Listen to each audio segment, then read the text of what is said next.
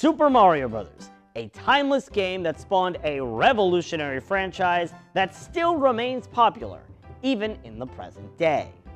But around the turn of the millennium, as the original game approached its Sweet 16, it was obvious that of the two Super Mario Brothers, one brother was more popular. Compared to his brother, Mario was the one that was primarily hogging the spotlight, being the main starring character in almost every single game in the franchise. Meanwhile, in the background, almost literally, was his little brother Luigi, who still had yet a game to call his own. That doesn't count. But once the new age arrived and video games began to evolve with it, Luigi finally got his chance, becoming the star in a much more haunting take on any other Mario game: Luigi's Mansion. In this episode of Cartridges and Consoles, we'll take a look at Luigi's first real standalone adventure, and see how it was a revolutionary step in not just Luigi's portfolio, but also in the Mario franchise as a whole, with how different it was compared to its predecessors. Luigi's Mansion was a launch title for the Nintendo GameCube, releasing in North America on November 18th, 2001.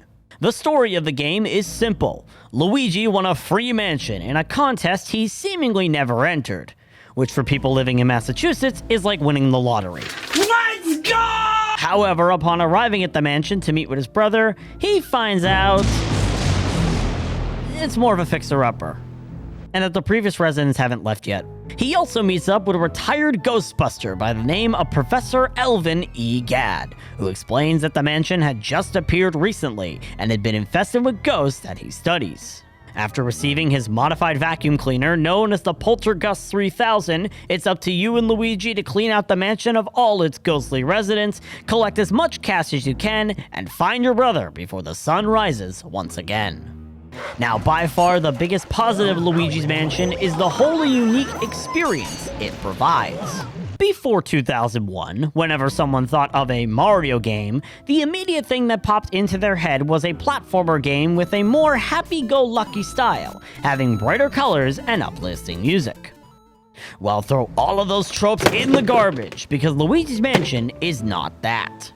The game is unlike any other Mario game released beforehand, not having any semblance of a platformer, and having a more eerie and haunting tone throughout that was foreign for the franchise. The music and sound effects are much more creepy and cryptic, all the ghosts littered through the mansion look extremely sinister, and even the commercials for the game implying that "You've got one night to save Mario from the supernatural" is scary to think about. And this tone that the game gives off is constantly showcased throughout, whether it's that sinister when the game starts up, one of the few cryptic messages on the menu screens, or a major plot point in the game itself, you are almost constantly experiencing a feeling of dread as you scale the mansion. The game even was supposed to be darker and scarier than this, with a 24-hour time limit at a very haunting game over screen, both of which were sadly cut before release. Still though, even today, this game is one of very few Mario games to have this kind of tone, and was really the first one to include such a drastic step away from the norm, which really establishes how big of a deal it is. Plus, even though there is this sense of eeriness, the game doesn't shy away from being more lighthearted at times, especially with its witty dialogue present at certain points throughout the adventure, and what I consider to be the most iconic Mario voice line,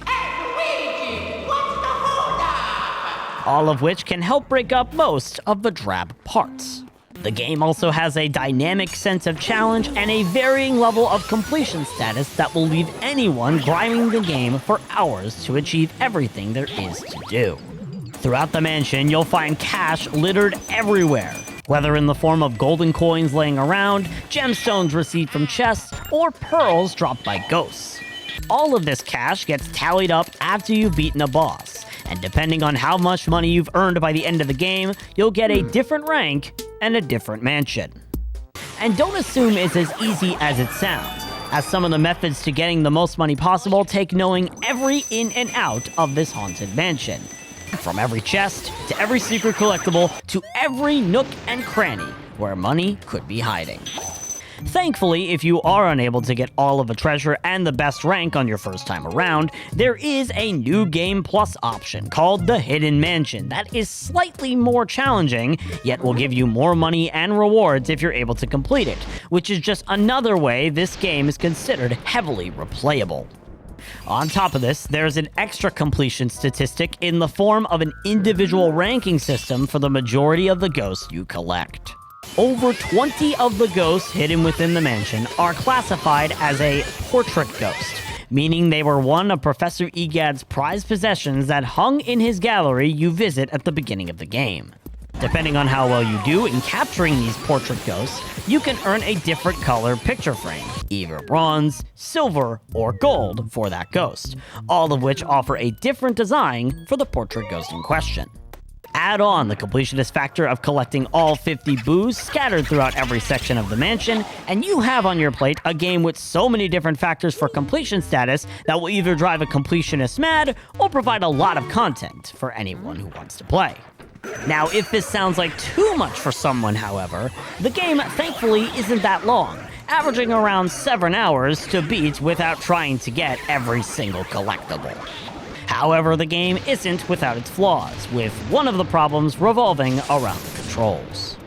While yes, this game was a launch title for a console with a brand new style controller to Nintendo beforehand, it still has some noticeable issues in terms of movement. You'll mainly experience these issues when catching ghosts around the mansion.